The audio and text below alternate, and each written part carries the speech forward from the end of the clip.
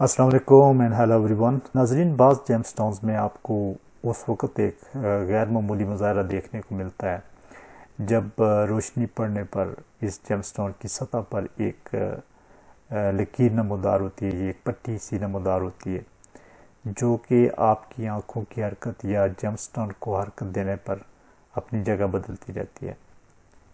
ये बिल्कुल बिल्ली की आंख में नमूदार होने वाली रोशन लकीर की तरह होती है और इसी मुनासबत से इसको फ्रेंच में चेटायंस या इंग्लिश में लाइक एंड कैट आई कहते हैं कि बिल्ली की आंख की तरह का दिखने वाला जो जेमस्टोन।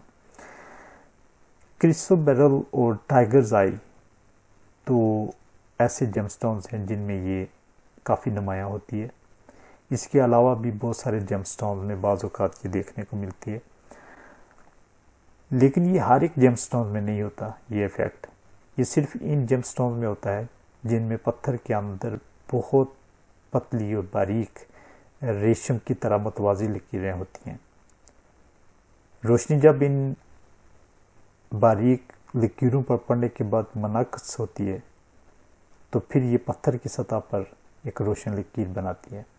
ये काफ़ी सारे जेमस्टोन्स में ये कैट्स आई इफ़ेक्ट देखा गया है, जिनमें चंद एक जेमस्टोन्स यहाँ पे मैं आपको दिखाऊंगा।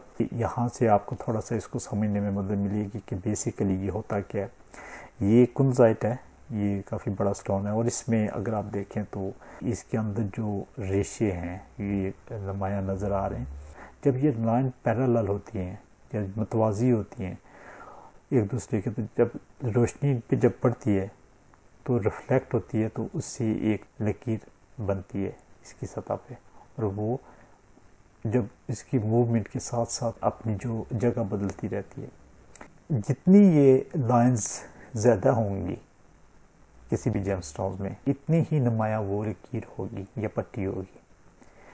क्योंकि इसमें थोड़ा कम है तो इस वजह से ये कम नुमायाँ है, लेकिन अगर जो कैट्स आई हो क्रिसोबेरल में चूँकि बहुत ज़्यादा होती हैं तो उस वजह से वो काफ़ी नुमायाँ लकीर जो है वो नमूदार होती है।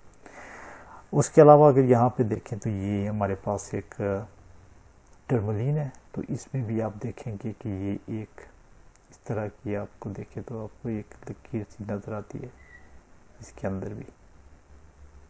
तो टर्मलीन में भी ये बाज़ टर्मलीन में भी ये इफ़ेक्ट जो है ना वो होता है। अच्छा, उसके बाद ये हमारे पास है स्पिनल, या अगर मैं आपको करीब से दिखा सकूँ तो इसके अंदर भी जो हो लाइन बनती है इस तरह की। ये एक लाइन जो है आपको नज़र आ रही होगी।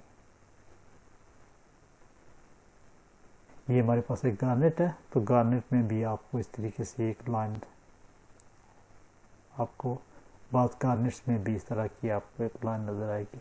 और ये हमारे पास आयोलाइट है, तो आयोलाइट में भी आपको इस तरीके से आपको कैट्स आई इफ़ेक्ट आपको नज़र आ सकता है। अगर यही लाइन्स अगर ये डिफरेंट समत में हों, ये जो सिल्की लाइंस हैं इसमें अगर ये डिफरेंट समत में हों और पैरेलल हों, मतवाज़ी हों एक दूसरे के, तो इससे जो है वो एक से ज़्यादा लाइंस भी बन सकती हैं एक जेमस्टोन में। तो जिसको एस्टेरिज्म कहते हैं, एक से ज़्यादा लाइंस हो तो ये एक स्टार की शक्ल में बन जाता है। जैसे ये देखें, ये एक सफ़ायर है, स्टार सफ़ायर, तो इसके अंदर अगर आप इसको देखें इस रोशनी में तो ये एक स्टार की तरह आपको नज़र आता है इसमें। अच्छा, इसमें एक और इफ़ेक्ट भी होता है जिसको मिल्क एंड हनी इफ़ेक्ट भी कहते हैं। इसमें ये होता है कि अगर आप ये देखें तो ये एक जेमस्टोन आपको नज़र आएगा और दरमियान में इसके जो कैट्स आई है, लेकिन अगर इसको आप जेमस्टोन को मूव करें तो ये देखें कि ये दो हिस्सों में तकसीम हो गया है। एक हिस्से का कलर जो है वो जिसकी जो कैट्स आई के कलर का हो गया और दूसरा जो है वो डिफरेंट कलर का है। तो ऐसे लगता है कि जैसे ये दो मुख्तलिफ जेमस्टोन्स हैं, लेकिन बेसिकली एक ही जेमस्टोन के अंदर ये इफ़ेक्ट होते हैं। तो अगर ये बाज़ औक़ात ये क्लियर स्टोन्स होते हैं तो उसमें फिर वो ऐसे लगता है जैसे एक तरफ हनी है और दूसरी तरफ मिल्की कलर है।